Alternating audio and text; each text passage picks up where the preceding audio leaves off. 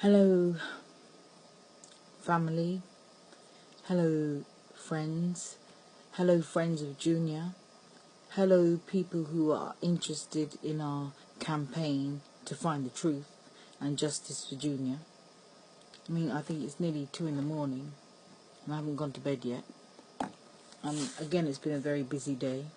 It's been a busy weekend.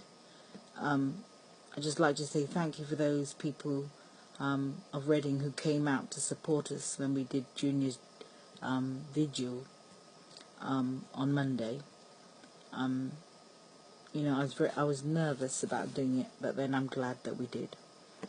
And we will let you know when we're going to hold another one. Now, we went to London to meet with the IPCC and our solicitors. And believe you me, I was really nervous because my first meeting with the IPCC was to tell us about Junior's death.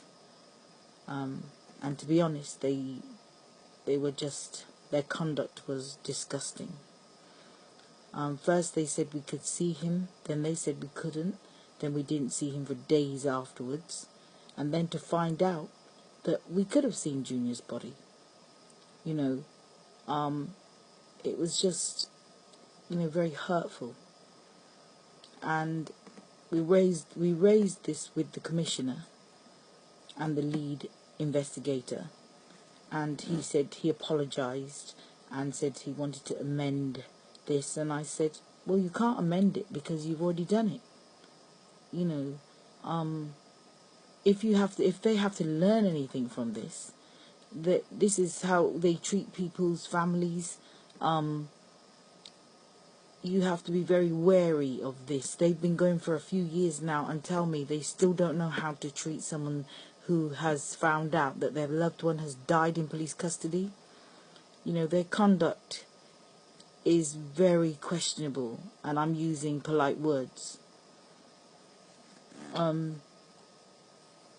There's going to be, this is one thing in the news, they say suspicion, that you're suspected of something, and then you die.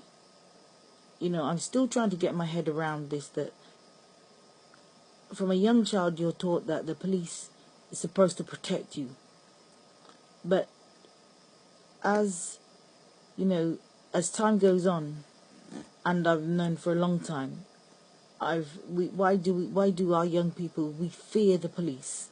This should not be the case. This should not be the case that you fear the police and that you're worried about being in contact with them. And then in the end your family member your family becomes a statistic, and then you have to fight for the truth, fight to find out what happens. They villainize that person. Junior was no dealer. Maybe out of this we'll find, people have problems, but you're not supposed to die. If you're a vulnerable person, you're not supposed to die. You lose your life for what? What do you lose your life for? You go into police custody and would think that they're taken care of, and they die. And then, you're treated, to me, very badly when you go to ask the questions about what happened. It's taken out of your hands. You have to wait for answers, and there's a process that you have to go through, and then to be told you won't know some of these questions till 6 months down the line. This is terrible, and I don't know what to say.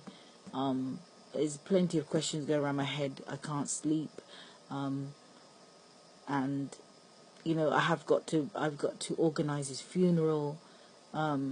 There's just lots of things that weighs heavy on my heart, and for my father to see his child, who's named after him, lying cold in a mortuary, is just so wrong. But I shall attempt to keep in touch with you. Whatever I feel, I will express myself with you, and you'll go on the journey with me. So thank you for listening.